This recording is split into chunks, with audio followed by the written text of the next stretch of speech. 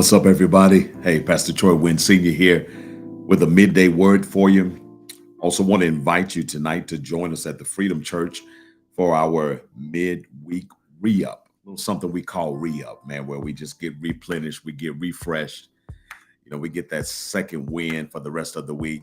And we're also doing part two tonight of a teaching I began last week entitled Spiritual Transformation. This particular teaching is really going to bless you because you're going to learn what is spiritual transformation and what is the role of the Holy Spirit in your spiritual transformation. You'll also learn what is the role of the Christian in his or her spiritual transformation. And then we'll answer the question, does our church have a spiritual transformation plan? As well as what are the essentials to spiritual practices that Christians need to do to grow spiritually? And last but not least, what are the biggest barriers to a person growing spiritually? So I want to invite you to join us tonight at the Freedom Church, 7 p.m., February 16th, Wednesday. The address is 820 North Houston Road, Warner Robins, Georgia, for a little something we call re-up. Hopefully the praise team will be able to sing and set the atmosphere, and then I'll jump in with a powerful word. We're going to do all of this in 60 minutes. We know it's Wednesday night and we respect your time.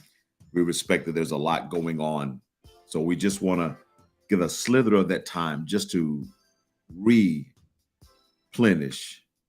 your spirit, reinvigorate you, restore you. Come on, it's called a re-up.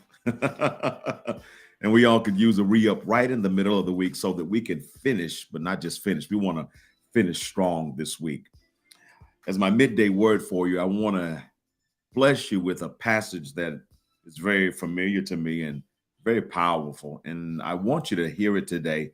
And again, I want you to look at it with some different lenses, some fresh lenses. Psalms 139:14 says that you are fearfully and wonderfully made.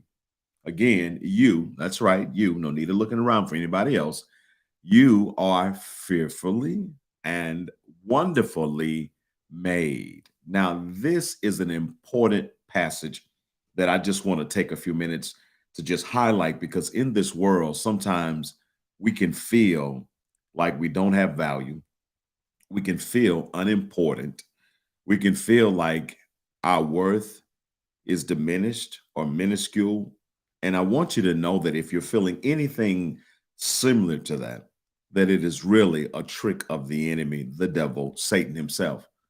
Satan knows that something happens to us when we don't have a proper evaluation of who we are, especially who we are in the eyes of God.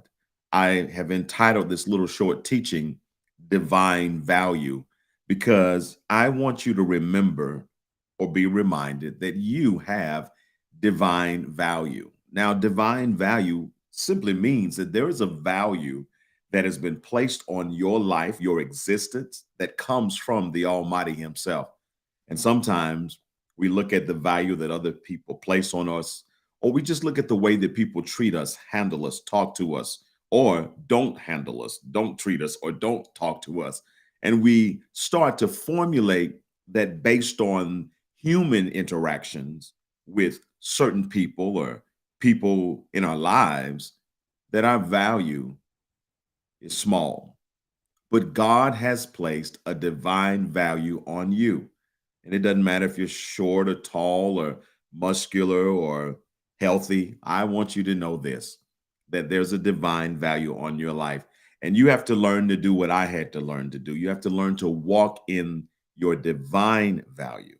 If you don't, you'll find yourself depressed. You'll find yourself not thinking good thoughts about your life and about yourself. You'll find yourself picking apart the very reflection that you see in the mirror every day, because somewhere in the back of your head, you are using the value that is being projected onto you by others.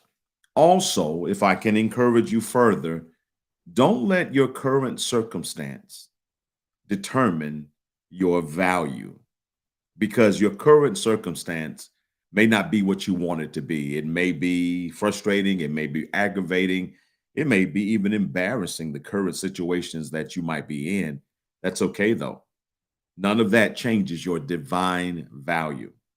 Here's what I want you to know: a diamond does not decrease in value due to lack of admiration. Woo!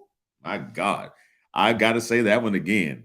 A diamond does not decrease in value due to lack of admiration. And you got to catch this, because I had to catch this some 20 plus, maybe 30 plus years ago, that your worth and your value does not decrease because somebody's not paying attention to you.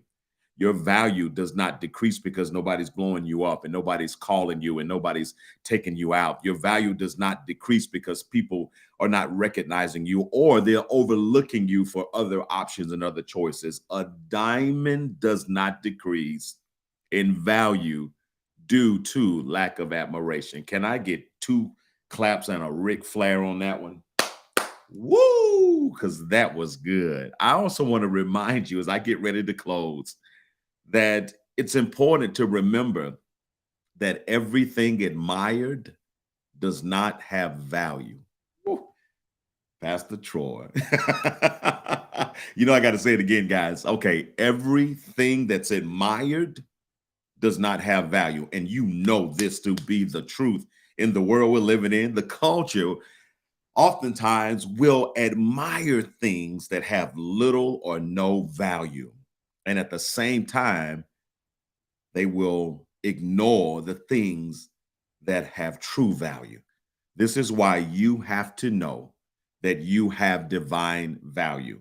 And where does that come from? I'm going to throw it up one more time because I want you to take it with you today. You are fearfully and wonderfully made.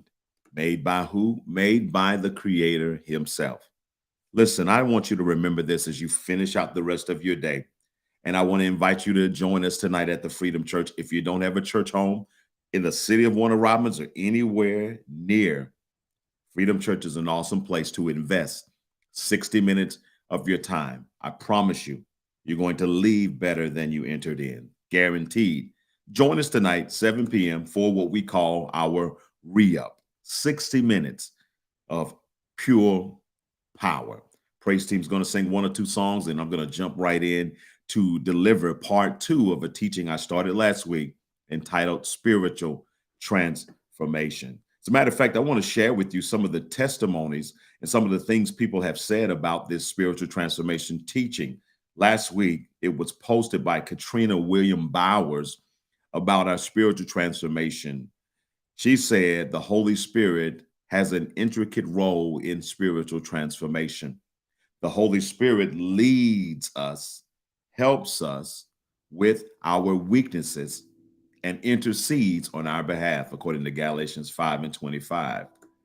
Then we have Miss Nellie Lefwich, and she posted, "Thank you for a wonderful Bible study tonight. I'm looking forward to parts 2 and 3. As you stated, this is too important to be rushed. You will teach it in God's time." And we're teaching part 2 tonight. And then last but not least, Alicia Renee Taylor posted after last week's Bible study on spiritual transformation. Such a wonderful word as always. Why am I showing you this? Because I'm showing you actual people who are being blessed by 60 minutes of powerful, prolific teaching. The Freedom Church, if you don't know this, is a teaching ministry. If you think teaching means boring, you've never been to the Freedom Church, omg.com. No, teaching for us means exciting. It means powerful. It means palatable. It means something that we can use instantly when we hear it and apply it to our lives and see results expeditiously. So again, that's my invitation for you. Join us tonight at 7 p.m. It's going to be awesome. It's our midweek re-up one more time, 7 p.m. at the Freedom Church, 60 minutes. You're out by 8 o'clock. Part 2 of this teaching, spiritual transformation. It is the bomb.com. Well, listen, do me a favor. I know it's midday, but listen, share this with your family and your friends on your social media outlets. Let's spread good news. Everybody else is spreading bad news, so why can't we spread some good news today? Listen, I look forward to seeing you tonight at the Freedom Church. I'll be in the building, praising and worship and preaching and teaching to lift your spirits and to make sure you get your re-up for midweek. I look forward to seeing you tonight. 820 North Houston Road, Warner Robins, Georgia. Peace out.